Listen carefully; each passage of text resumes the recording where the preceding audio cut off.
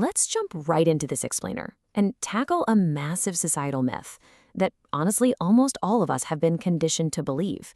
That myth? The idea that getting good grades and being strictly book smart is the absolutely only legitimate type of intelligence out there. I mean, for so long, we've been told that pulling a high GPA or acing a test is the ultimate objective measure of a person's mind. But is it really? Have you ever felt, not smart enough simply because you didn't crush it in one specific, rigid academic subject? Yeah, it is incredibly frustrating having our varied talents and unique strengths totally overlooked just to celebrate the people who happen to be great at taking standardized tests. Honestly, who hasn't felt that intense pressure at some point in their lives? The real problem with that limited worldview is the massive divide it creates. On one hand, you've got traditional intelligence, the grades, the test scores, the act of sitting quietly at a desk for hours on end. But then, on the flip side, look at the reality of spectrum intelligence. We're talking about naturally solving complex puzzles, effortlessly reading a room's emotions, or having just unbelievable physical awareness.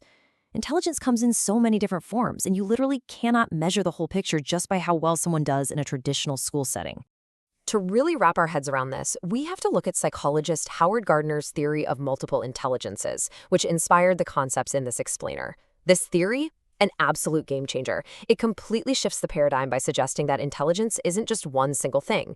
Instead, it exists on a broad spectrum of at least 8 distinct types. It proves we all have varying degrees of ability across these areas. You can totally have a blind spot in one specific area, but absolutely excel at another.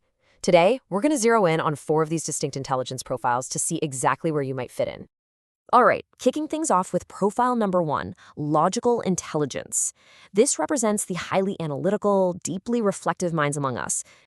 So, what does this actually look like in the real world? Well, are you the type of person who finds themselves totally overthinking a simple text message at 2 a.m.? Do you watch dense documentaries just for fun? Or maybe you fall down a TikTok rabbit hole and suddenly you're intensely researching the physics of black holes. If that sounds like you probably love strategy, psychology, coding, and let's be real, you probably spend a vast amount of time just living inside your own head. Your superpower here is incredible depth and just boundless curiosity. But with that comes your kryptonite, perfectionism. Because you're constantly trying to figure out how the whole universe works, you might find yourself overanalyzing situations to death, or even temporarily disconnecting from your emotions. But hey, remember, being intelligent doesn't mean having all the answers right away. Sometimes it literally just means being curious enough to keep asking those deep questions. Moving right along to our second type, interpersonal intelligence. This profile is all about the people who are intensely socially intuitive and emotionally aware. Let's see how this plays out daily. You know who you are. You're the person all your friends constantly come to for advice or comfort. Why? Because you naturally create this bubble of emotional safety. You instantly pick up on the little things, the slight tone changes, the awkward silences. You immediately decode the hidden meaning when someone says, "I'm fine," when they are definitely not fine. This kind of emotional intelligence is deeply, deeply valuable to society, even if it doesn't always come with a shiny plaque or a 4.0 GPA. But we've got to look at the flip side here. Your superpower is this incredibly powerful empathy. However, your kryptonite is the very real danger of absorbing way too much from everyone else, kind of like a sponge. People with high interpersonal intelligence often struggle with setting boundaries, which can lead to some severe emotional burnout. You might be putting everyone else first. So please, as a reminder, don't forget to actually include yourself in all that care and empathy you're so freely giving out. All right, on to the third type, creative intelligence. If this is your dominant type, your mind naturally and effortlessly connects ideas, emotions, and imagination. If you fall into this bucket, you don't just want dry, raw information. You deeply value meaning, feeling, and atmosphere. You process the whole world through a highly creative lens. And you might express this incredibly rich inner world through art, storytelling, music, your fashion sense, or even just how you uniquely decorate your room. You're the one noticing the tiny, beautiful details in life that everyone else completely walks right past. Now, this creative mind faces a pretty unique challenge. Your superpower is generating impactful ideas and having just a boundless imagination. But your kryptonite? It's often feeling totally misunderstood by traditional systems.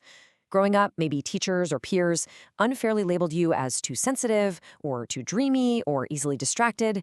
But let me be absolutely clear based on our sources. Creativity is not a weakness. No way.